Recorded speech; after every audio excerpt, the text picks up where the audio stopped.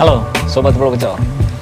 Perjalanan Timnas Indonesia di Piala Asia tentunya tidak berjalan mulus. Di pertandingan perdananya Timnas Indonesia tidak mampu mendapatkan poin, tidak sesuai apa yang direncanakan oleh pelatih Timnas Indonesia itu Sinteyong, mampu mendapatkan 1 poin ketika menghadapi Timnas Irak. Ya, di pertandingan ini Timnas Indonesia kalah dengan skor 1-3. Timnas Indonesia kebobolan pada menit ke-17 meskipun Marcelino Ferdinand sempat menyamakan kedudukan pada menit ke-37 kalau tidak salah, dan Irak kembali unggul di menit-menit akhir babak pertama teman-teman di tambahan waktu. 2-1 Timnas Indonesia tertinggal di babak pertama.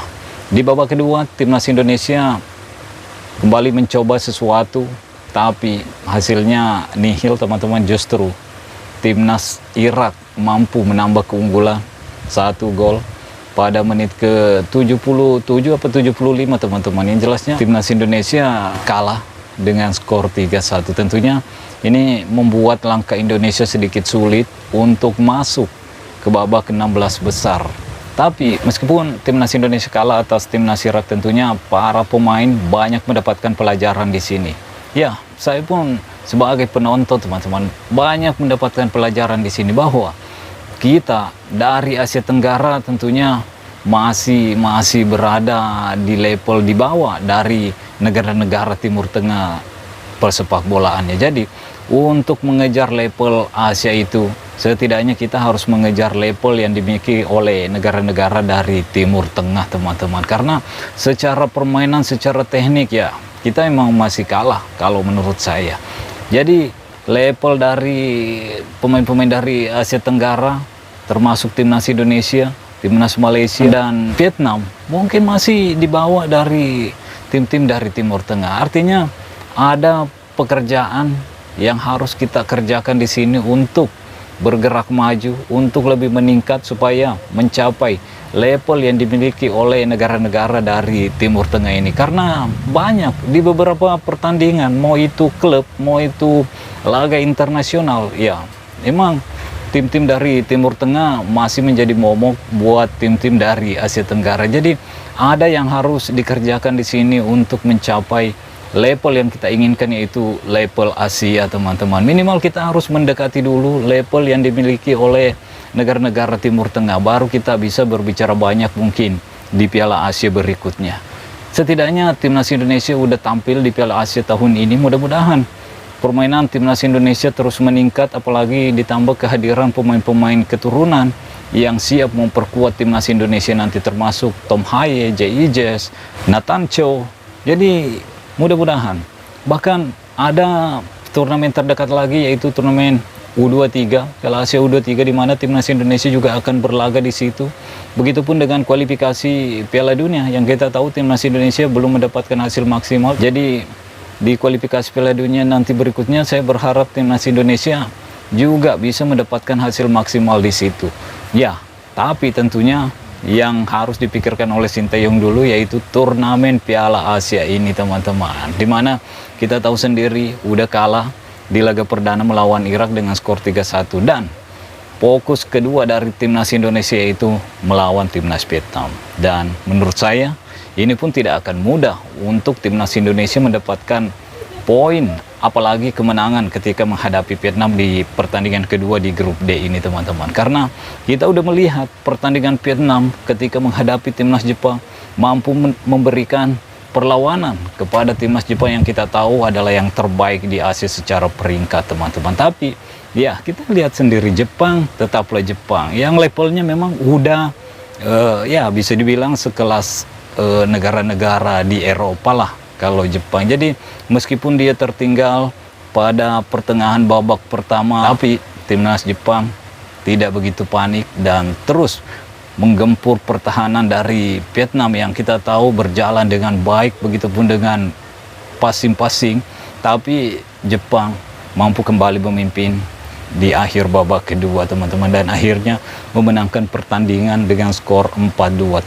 Ya, Timnas Indonesia udah melihat permainan apa yang ditampilkan oleh Vietnam ketika menghadapi Timnas Jepang. Begitupun Vietnam tentunya udah melihat permainan timnas Indonesia ketika menghadapi timnas Irak ya.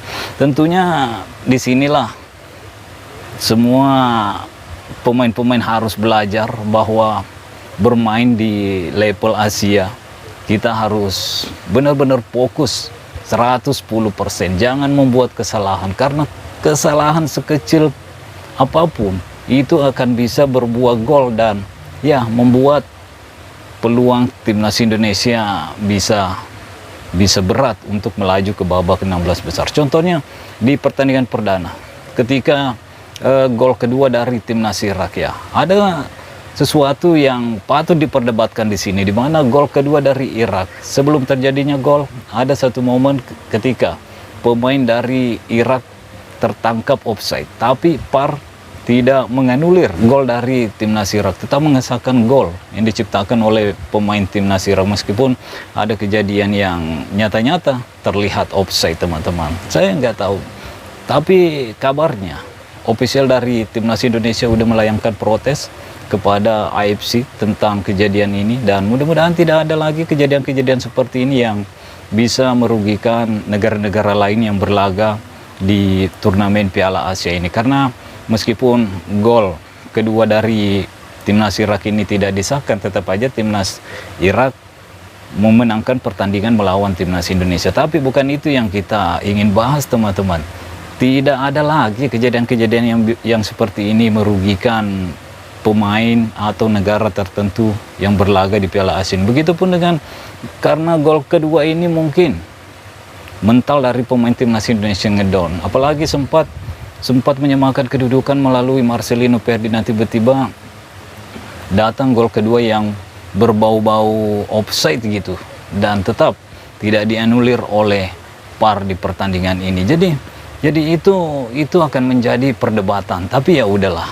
Dan tentunya Sinteyong bersama timnas Indonesia kembali harus membangkitkan kembali semangat pemain-pemainnya setelah mendapatkan kekalahan dari timnas Irak, karena tentunya rencana dari Sinteyong tidak berjalan dengan baik, karena menurutnya dia mampu mendapatkan poin ketika menghadapi timnas Irak, tapi nyatanya timnas Indonesia kalah. Dan fokus kedua yaitu Vietnam, yang menurut saya tidak akan mudah juga untuk timnas Indonesia untuk mendapatkan poin atau mengalahkan timnas Irak, karena kita udah berkaca di beberapa tahun terakhir, baik di level Asia Tenggara kita masih sangat kesulitan untuk mengalahkan timnas Vietnam ketika bertanding melawan timnas Vietnam. Tapi tentunya pemain-pemain ingin membuktikan diri, ingin membuat sesuatu yang berbeda di Piala Asia ini.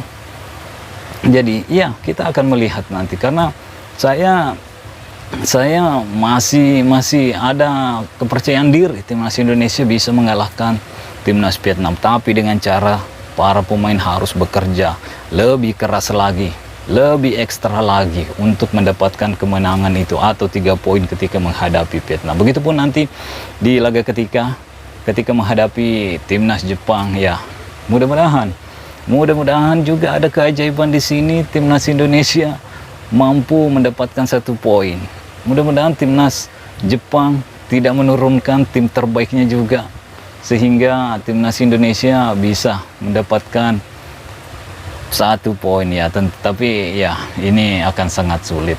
Yang pertama, langkahi dulu Vietnam, baru timnas Indonesia memikirkan timnas Jepang. Mudah-mudahan lah, apapun hasilnya kita harus tetap dukung timnas Indonesia, karena tim ini udah ada perkembangan teman-teman, meskipun masih banyak PR yang harus dikerjakan untuk naik level ke level Asia sesungguhnya teman-teman. Itu harapan saya. Oke, mungkin sampai di sini dulu. Stay healthy, no baper-baper. Bye bye.